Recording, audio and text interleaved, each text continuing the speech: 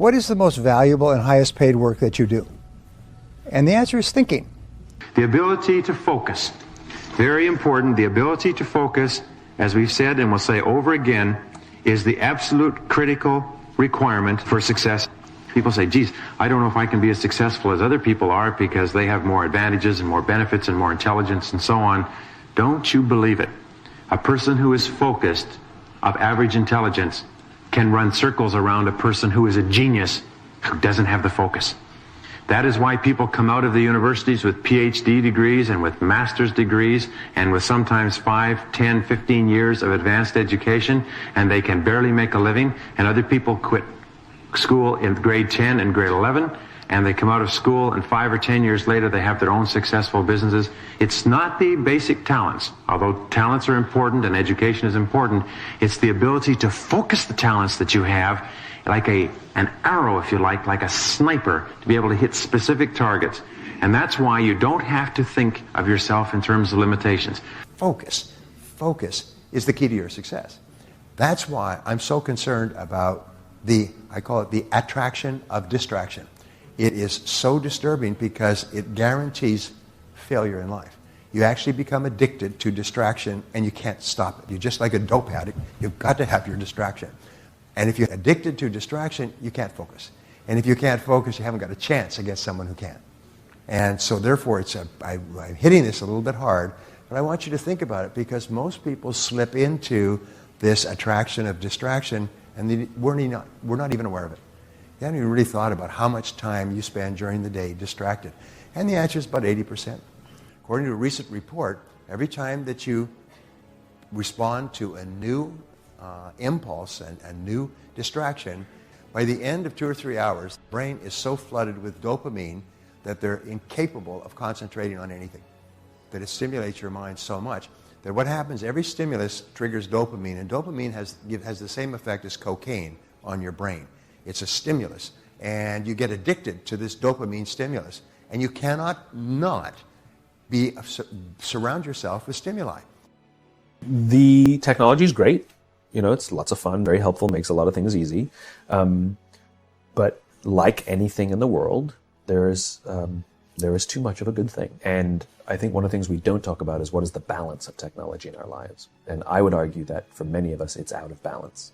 In other words, it can be addictive if left unbalanced. A little alcohol is great. Too much alcohol, not so great. Gambling is fun.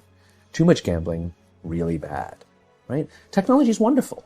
Too much technology can be very destructive and destroy our relationships, like all addictions destroy our relationships. Right?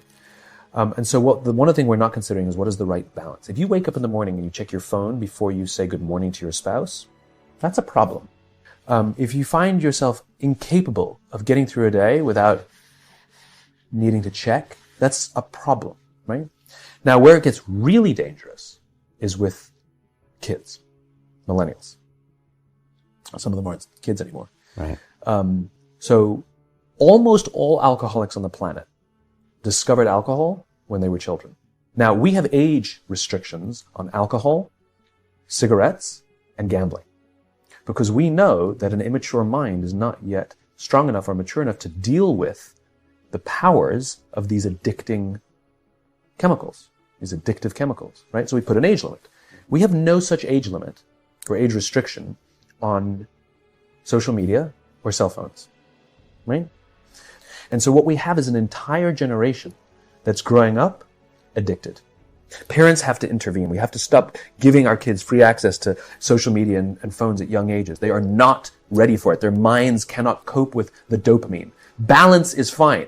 You can give a kid a phone, but they can't use it in their bedroom. They can't have it at the dinner table. They can't take it to school. They can only have it up to a certain hour, and you take it away. They're children. You can take the phone away. We've got to intervene as parents. But as companies, we now have to deal with the influx of kids that are coming into our companies with addiction. Watch, I see it all the time. Walk through any office. You'll see the older employees have their phones on the sides of their computers as they're working. You'll see the youngest employees have their phones face up in front of their keyboards between their arms as they're working. And this is how they work. And the science is alarming. They did experiments on mice where they did the multitasking. They put flashing lights to mimic going from the computer to the cell phone, the computer to the cell phone to the TV. The mice that were exposed to the changing lights, it took them 3 times longer to solve a maze than the mice that weren't, and the damage was permanent. It didn't improve when they stopped the lights. That's a problem. That's an addiction. If you're sitting in a meeting with people you're supposed to be listening to and speaking, and you put your phone on the table, face up or face down, I don't care, that sends a subconscious message to the room that you're just not that important to me right now, right? That's what happens. And the fact that you cannot put it away is because you are addicted. I do this with my friends. When we're going out for dinner and we're leaving together, we'll leave our cell phones at home. Who are we calling? Maybe one of us will bring a phone in case we need to. But if you don't have the phone, you just kind of enjoy the world. And that's where ideas happen. The constant engagement is not where you have innovation and ideas. Ideas happen when our minds wander and we go, and you see something, I bet they could do that. That's called innovation, right? But we're taking away all those little moments. You might want to write this down. The victim loves entertainment, the leader loves education. Your devices, your addiction to checking every WhatsApp that comes in, every notification from Facebook, every social media post is costing you fortunes of productivity, creativity, impact, and influence. Every genius has one thing in common: extended periods of time away from distraction and interruption. So when you get away from distraction and interruption and you focus on that one skill or that most important project, the neural pathway gets stronger and stronger. And the more you practice the skill, the more that neural pathway gets isolated. Now, when it gets isolated through deep practice every single day in an undistracted environment, oligodendrocytes get triggered and they release a fatty tissue called myelin. Myelin is thought to be, by many researchers and scientists on high performance, to be the secret of genius. Steve Jobs, I could see around corners. Messi, bend the ball like Beckham. These people were not naturally talented. They stripped away distraction. They developed a monomaniacal focus on mastery. They did it over an extended period of time. And what happened? Their brain kicked in to create a pharmacy of mastery that every single one of you in this room has. It has never been so easy to spend the best hours of your days chasing distractions. You want to be a great leader? Here's one line to think about. You can be distracted or you can get epic work done. You can't do both. You see, and if you want to have the results only 5% of the population has, you've got to be willing to think and behave like only 5% of the population. The victim is addicted to distraction. We live in a world that's so interesting right now. A lot of people are behaving in ways they see people on the social media behaving, even though that's not right for them. It's an incredible world right now. Most people on the planet today are followers. Most people don't think for themselves. They're brainwashed. They're hypnotized. They're plugged into the matrix. They're watching all the media, and they're being hypnotized and programmed into a way of living that I believe is heartbreak at the end. According to the latest research, on an average day, we're spending 2.1 hours a day in distraction. We are being interrupted by technology every 11 minutes. And it takes 20 minutes to focus your mind back on the work that you were doing before you were distracted. Edison was one of the greatest geniuses of humanity. You know one of Edison's key protocols? His Menlo Park. Edison's Menlo Park. He had this place where he and his small band of workers would go to, and they would get away from the world, and there was no distractions, no interruptions. And by doing that, he allowed the natural power of his brain to focus on ideas that change the world. Here's the thing. when you get away from distraction, when you start to focus on that one piece of work that you want to take to world class, your neocortex, which is the seat of reasoning, starts to shut down. You see, because you never do your best work from the intellect, you do it from a deeper place. Your neocortex starts to shut down, and your brain waves shift from beta to alpha. Every day when you're at work doing distractions, being interrupted, living the daily life, your brain is in beta. But if you look at geniuses, they're operating at alpha waves. Once your brain shifts from beta to alpha, a pharmacy of mastery is created. Cortisol, which is the fear hormone, starts to reduce. A lot of us are in fear every day. We don't even know it. That's why we don't take risks. That's why we don't push the envelope. That's why we don't innovate. That's why we're afraid to be ourselves. Cortisol. When you're away from distraction, cortisol comes down. Dopamine, the inspirational neurotransmitter, is released. And serotonin is released. And a pharmacy of mastery is actually created in your brain when you go into that quiet space to do very focused, concentrated work. Mihai Csikszentmihalyi of University of Chicago calls this the flow state. Every single one of us can create flow in our work. And when you get into flow, that's when the athletes do otherworldly things. That's when the great painters create these masterpieces. That's when the great leaders do world-class work. How do you stay focused? Answering this question is perhaps the most important, critical thing you will ever do in your lifetime, period. Focus is driving everything in your life. You got to get it back. So how are you going to get your focus back? Well, let me give you some counterintuitive ways to do it. The first thing that I need you to know in order to get your focus back is to realize that you need to make fewer decisions. Why?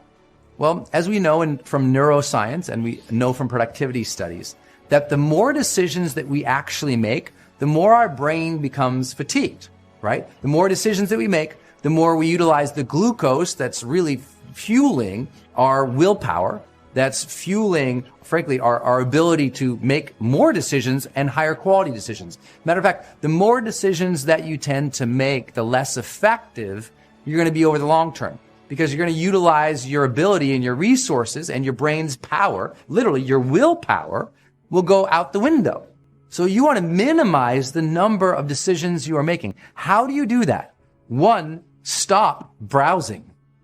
You know, I know maybe you found me because you were browsing somewhere, and I hope you make me part of your focus on your personal development. But I can tell you, overall, browsing completely wipes out your focus and your willpower. All those tweets that you're reading, all those news feeds that you're reading. Guess what? Every time you look at them, guess what your mind has to do? It has to make a decision, pay attention or not pay attention. And that decision is costing you focal power and resources later on, even if you don't know it. If you're looking for something, search for that one thing, find it, you're out. Do them intentional. Stop swiping all the apps and all the pictures. Do the things that are going to move you forward. Well, what should those things be? That leads us to point number 2 here, which is you must define your mission. You need to have a mission for what you're doing today. What happens, most people just kind of show up and they go, okay, well, I guess I'll do some stuff, but they have no intention whatsoever, so they end up doing too many things that mean nothing towards their mission. Getting very clear on the mission, and working the plan. Everything else, guess what it gets? A no. Until you reach that mission or until you're significantly on your way, that you have free resources to be able to focus elsewhere. And people often have never defined their mission. And if you don't have one right now for this day, if you didn't have a drive, a mission, a written down statement about what you were going to accomplish today, a checklist, a goal sheet, a time management tool that you filled out today, and you're just showing up today and going, well, I guess I'll see what my inbox tells me to do today.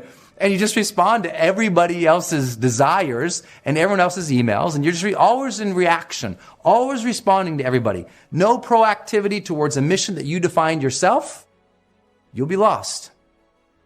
You'll find that because you never focused on that one thing or moving towards those several things that were your priority, that you're just lost. Here's another thing. Focus goes out the window when we don't have progress, right? If we're not progressing towards something, our focus goes out the window. We just don't pay attention to anything. We don't feel good about ourselves. You want to get more focus in your life? Get more progress. As you progress more, you start to get excited. You start to pay attention to things that are working, that are moving you forward, and you start to find more focus in your life. Last idea. Once you have that mission, your job is to try this. I know it's going to be uncomfortable and you're going to hate the idea. And that is, I just want you to say no to everything immediately from now on, always. Now, that goes against the grain of a lot of people say, well, no. Life is about saying yes. Well, yeah, a lot of people have said yes to everything, and that's why they're miserable. I want you to say no just at first, just so you can check it against your mission.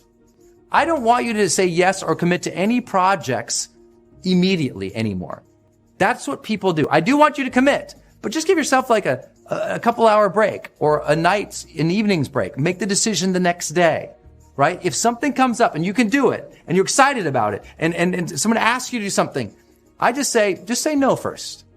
It will teach you to say, no, I'm going to evaluate that first. I'm going to put some thought to this to see, should I focus on this right now in my life? Yes or no? And build some criteria for yourself. You know, if you think about the time, energy, resources, and effort and sanity that you're going to have to put into something, well, you should get something more out of it than you put in, right? You should be able to draw, some return on investment or future value out of it, or your own personal development or your improvement to your lifestyle from it. But if you're going to focus on something, make sure it's going to lead to some kind of result, even if just that result is your true passion, your true love, and your true spirit in it. Otherwise, it's got to get a no. And what this suggests is that we have to have a greater degree of evaluative time and evaluative criteria in our life if we're ever going to truly have focus, right? Most people, because they're just saying yes to everything, and they never filter something through criteria to say yes, no, good for me, bad for me, right now, wrong now, because they have no criteria. They have no basis for making the decision. They've said yes to too many things. Their plate has become too full, and now there's too much to focus on, so they're not even moving forward. Your job is to get back to a very simple level of life, to very simple things to focus on, to do, to focus what we call essentialism or simplicity, to just make sure that you're only focusing on one or two major things at a time. And everything else, you're not allowing the distractions to suck you in, so you click all the links or do all the things that someone else says or reply to everybody else, but you're moving your life forward day by day, little by little. Engage in things that you care about, that you love, that you enjoy, saying no to those that you do not, and move towards every single day, moment by moment, day by day, to those things that truly engage you, to those things that truly energize you and bring enthusiasm into your life. And if you can keep that type of focal power and intention, then you'll start to experience what we call the charged life.